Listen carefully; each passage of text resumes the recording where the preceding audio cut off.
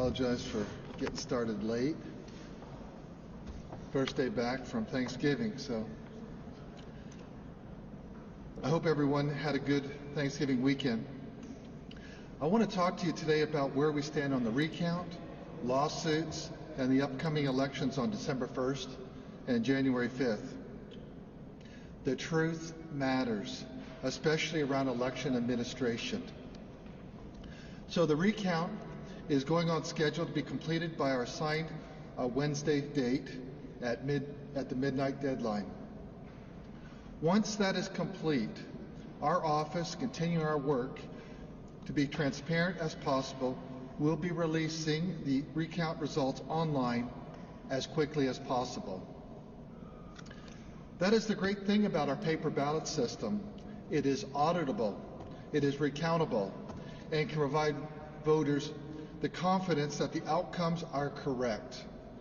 Once this recount is complete, everyone in Georgia will be able to have even more confidence in the results of our elections, despite the massive amounts of misinformation that is being spread by dishonest actors.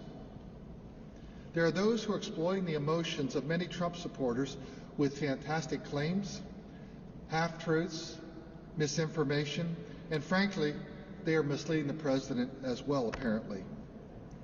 There are two suits in federal court right now. One was already shot down and is being appealed. The other is just beginning. That is the due process afforded to us, all of us as Americans. As we move forward in the process, we will, as we always have been, we will continue to investigate credible claims of illegal voting and violation of state election law. There are currently over 250 open cases from 2020, and we have 23 investigators to follow up on them. Some of these include a charge in Gwinnett County that absentee ballots outnumber absentee envelopes. This is the kind of specific charge that our office can investigate and ascertain the truth. We have multiple investigations underway surrounding absentee ballots in Fulton, Gwinnett, Cobb, and many others. We continue our investigations into potential dead double voters and non-resident voters. As we move to the December 1st election, which is tomorrow, and the January 5th federal runoffs, we have to remain vigilant. That is why I'm announcing an investigation into third-party groups working to register people in other states to vote here in Georgia.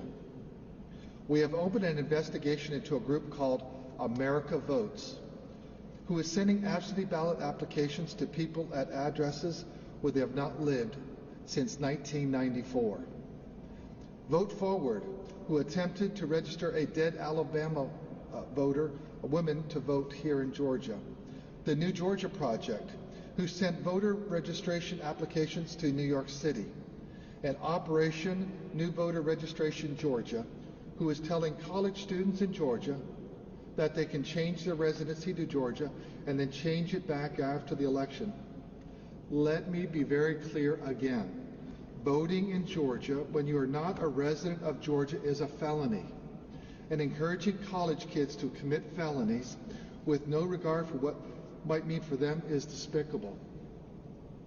These third-party groups have a responsibility to not encourage illegal voting.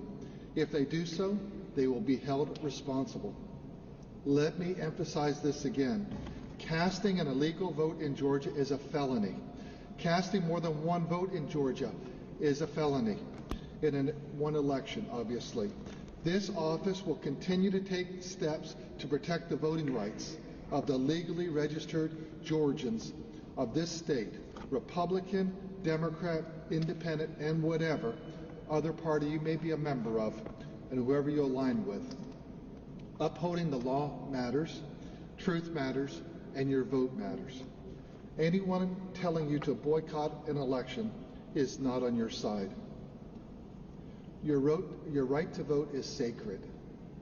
Don't let someone con you out of it. Everyone in my office is doing their job. We'll continue to follow the law, and we will continue to follow the process. Thank you very much.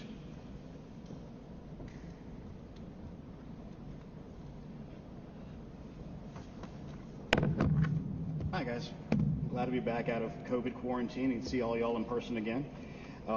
Just basically wanted to go over a couple of extra things because we are moving on. Obviously, we're out of the recount process soon. The ENR page will likely be launched today. We're working with the counties right now to make sure that that gets done properly so that people will see that, because this recount result will be the certified result, which may require having a few counties recertify, and if that's the case, in the states recertify. Just the presidential is the only thing that's going to change on that. So we're having to go through the efforts on that. Another thing is, if we look at January 5th, beginning, we are at 940,000 absentee ballots will be a part of that process so far. Included in that total is about 84,000 that are still on the elections dashboard from the online ballot application tool. The counties have to go through and verify that they are actually the proper requestors. 1,040 ballots have already been accepted, voted, and sent into the counties so far. It's a small trickle. We expect to get a lot bigger soon. Let's see. That's basically where we stand. So any questions you'll have right now? Justin. Yeah. The Secretary said 250 investigations underway. Mm-hmm. Is there any indication that there's evidence in those investigations that would in any way change the results of this election? It's an unknowable unknown at this point because there are 250 of them, and until you dig into the details of them, you can't know for certain. There's nothing that has jumped off the page at us as saying, yes, there's that amount right now. Like the Gwinnett one's very specific. If there's more ballots than there are envelopes, that's obviously an issue, but we don't have any idea if that delta even exists, let alone the amount of that delta yet. Was there evidence provided for that Gwinnett allegation? A board member, a Republican board member, filed an affidavit stating that she thinks from her observations that that is the case. So that's the kind of specific charge with a specific person making a specific, charge that we can binary go and do. We can say, yes, this is true, no, this is not true. It's better than the sort of generalized thing we see in many of these, which is like, we think there's lots of issues, and you need to look at that. It's very hard to then investigate that, but a specific charge that can be looked at in a binary way, it either is or it isn't, that's the kind of thing we're built to try to do. Or if you can get even a specific issue around, we believe this person did something wrong, or this county did something wrong on these days. There's things we have to have. A generalized, let's look at it all again. I saw Twitter's not exactly the best place to have these kind of discussions, but somebody said, you know what, I think we need to go back and recheck all the voter IDs again for all the in-person ballots to make sure those are okay. I mean, you can't follow up on a lot of these things in a real way like that. Yes, ma'am. They said that their analysis investigations of third parties registering voters, does that have to do with the general election, or is that just ahead of? This is moving forward right now. This is new information that we've received of these outside groups attempting to register people illegally, potentially, in other states. That's for the January 5th election. Yes. Yeah, Doug. Secretary specifically mentioned college students. Yes. If an individual moves into Georgia for the purpose of going to college and establishing residency here, is there anything wrong with their citizenship? If the person's actually establishing residency, but as we discussed, the way that these people are presenting it to them is like, hey, you can switch your residency here and then switch it back after the election. They're literally saying, hey, it's okay to commit a felony. But I mean, isn't there... If they chose to be here after the fact, obviously, because it's really part of a state of mind, but if they're going in and being sold, hey, you can do this just to do this purpose and switch it back right after, it's very specific. That is literally the definition of the felony we're discussing. What else we got? Okay. Yes? Hey, could you describe and elaborate on the Dominion issues in Fulton County? Here's the thing. There were no Dominion issues in Fulton County. There was a Dominion server that crashed because Fulton County literally ignored the basic instructions and the directions of the vendor on this one. They were given what is called an express server to do LNA, which is logic and accuracy testing, on the machines they're going to be using for the election tomorrow, basically. And they instead decided hey, we're going to use this for the recount, when they should have been using their central server. So what happened was they built the first cards out of their central servers. This is going to get deep in the weeds, and I apologize for that. So they built, I think it was 7 cards. I'm not exactly positive, and they were intended for absentee by mail scanning. You have to set up each one of the tabulators differently in order to keep the bucket straight of the 4 different types of ballots. Let's go through those again. There's election day ballots, provisional ballots, early voting, which is absentee in person, and then the absentee by mail ballots. There's 4 basic buckets, so that's the tabulators they had to do. So what they did, kind of cutting a corner, their intention was, we're going to use the express server as the one we upload all the stuff into. And there was a Dominion employee there that says, you can't do that because it will crash that server. So they said, okay, well, we're going to put the database on here and we're going to get tabulators off of this. But then they didn't follow procedure and did not back up that thing. Actually, I take that back. They did back it up. They did it on the same drive. So when that server crashed, that computer crashed, it's really just a computer like this. It's just a simple laptop computer. And it crashed, so they could not get that database off. Because once you make the tabulator on the new database, the timestamp is different than the original database you had. So you can't then upload it because that's a security measure, because you don't want to have something that wasn't created in the right place that can then upload into your existing election project. So again, Fulton County, with one particular technician, ignored the directives of our office, ignored the opinion and directions from the vendor, and caused this situation by ignoring that and choosing to go their own path, even though they were told, don't do that. So now they're going to be forced to rescan ballots. It has nothing to do with servers being wiped. Nobody directed that. That's just a lie. It's made up out of whole cloth, and it's the kind of stuff we're having to deal with. So that's the situation we're in right now, but that's what really happened. Does that give you a better clarification as to what happened? It does. Will it impact the results at all? It won't impact the results. It's more work and more man hours and more time, which is the kind of thing you often find when you cut corners, you end up adding cost and time because you cut corners. And that's what happened in this case in Fulton County, which every other county's managed to pull this off pretty well. Fulton County on this one particular thing didn't get it right because one technician was there. And then they compounded the error by sitting there for 4 hours yesterday and not explaining to the press and to the observers there what was happening, which led to rampant speculation, and where we get some of these lies about the secretary ordering servers to be wiped, because it's just not true. All right. Yes, sir. Just to clarify, the organizations that the secretary made, Mm-hmm. we have specific evidence that they are encouraging people to move to Georgia to register to vote. Specifically, Not question to move to Georgia. Some people are here, and the other ones, they're literally sending it to people in other states to register here. They tried to send registration stuff to a dead woman in Alabama. I mean, so it's things like we have specific evidence, which is what I've repeatedly said at this podium. If the office gets specific evidence to follow up on, we will follow up on it. is it possible there's an explanation that these will be turned out to be perfectly legitimate? Or have you seen evidence of this? I'm going to assume they're all going to say it's perfectly legitimate. It was an accident, but that's why you investigate. You got to see what the underlying thing was. And the specific one where they're saying, hey, you can switch your registration back, that shows intent, which is a little bit different, a little higher standard. Are all of them doing that? I do not know the answer to that question, but that's why you investigate. Yes, ma'am.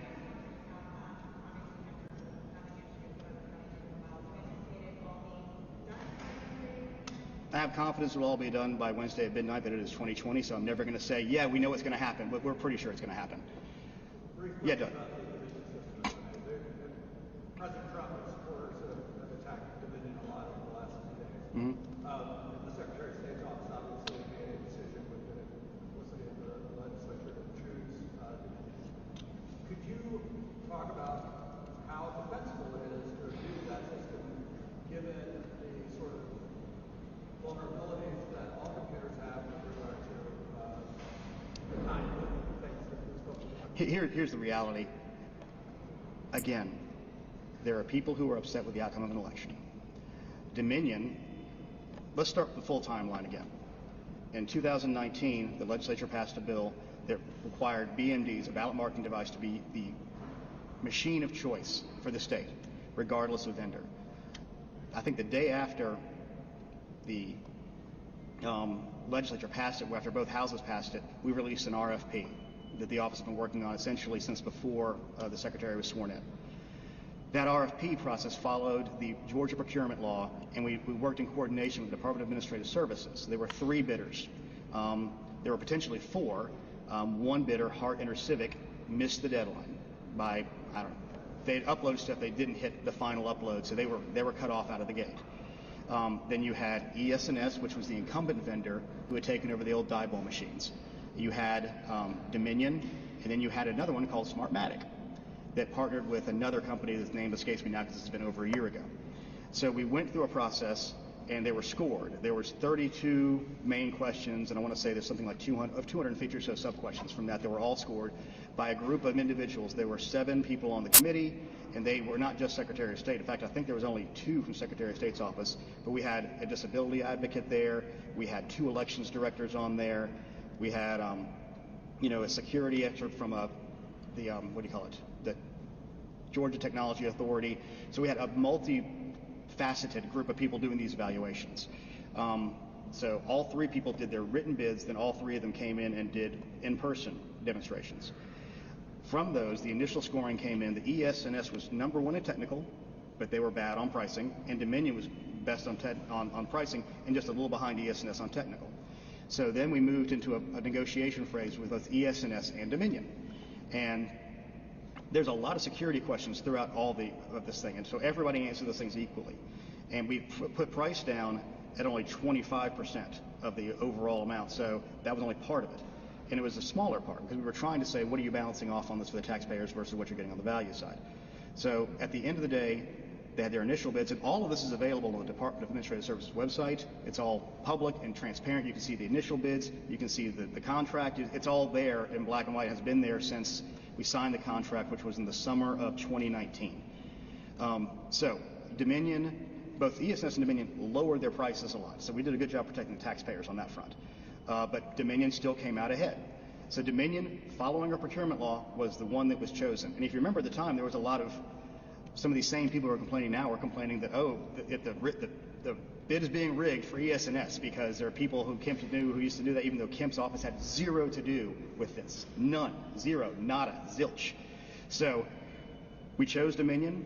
We executed the contract, and we started doing something that nobody said we could do. We got all the equipment out from the initial order by Valentine's Day of 2020. That was our first big lift that we did. So we got those out the door, and the Dominion system, anything with a computer has quote-unquote vulnerabilities. The ridiculous things claimed in some of these lawsuits are just that. They're insanity. It's fever dream, made up, internet cabal. I can't, however many words I can use to say how crazy some of these things are. Nothing was shipped overseas. No votes were switched. We did a hand audit that proved no votes were switched. I mean, that in and of itself should have been enough to make people understand that. So the idea that there was a machine flipping votes didn't happen. So once that's out of the way, then they shift gears on some of these things to talk about the system itself, but there's no proof of Dominion's system having any flaws like that. The situation in Texas that some people have related back to this was they literally had a light they wanted to plug in to an open USB port so a voter could press a button to ask for help. And they said, well, that's an open USB port. That's a security risk. We don't have that issue in ours because we don't have that. All of our stuff is sealed and taped in and not accessible on those fronts. I said the other day, it's like playing a game of whack-a-mole. Every time we knock down one, there's a new crazier one. So we are doing our best to be transparent and answer all these charges because there are people out there who people respect and are believing some of these things. And it's difficult and it's frustrating. And I'm sure y'all can see that from my own tone of voice on this. But Doug, does that kind of get you to the answer? You gave a good answer to a question I don't think I asked. You did. You said Dominion Security, which I went right into. Briefly, you said that all computer systems have, arguably have vulnerabilities. This raises questions about whether states, not just Georgia, ought to be rethinking the extent to which they use computers. No, I mean, you can mitigate all these things. It's always going to be that way because if, let's say we go to the Luddite version and you do hand-marked, hand-paper, hand counting, we would still be counting. It's an insane thing. We're a nation of 300 million people. I mean, you have to have systems in place, and actually these systems provide extra guardrails and extra checks to make sure that everything is being done properly. Imagine going to your bank and saying, I only want to do things with checks and cash now. You couldn't do it. I mean, we don't live in that kind of society. And there's nobody shown any actual real vulnerabilities that have ever been exploited. And I'll quote Chris Krebs, that this is the most secure election in the history of the United States. And I can guarantee you this is the most secure election in the history of the state of Georgia. Are there going to be bad actors? Are there going to be mistakes? Are there going to be people who try to exploit issues sometimes? Absolutely. That's why we investigate double voters. That's why we investigate potentially dead voters. That's why we investigate people trying to illegally register things. But nearly every single one of those has zero to do with the system and 100% to do with individuals trying to game the system. And it always comes down to that. What else? Yeah.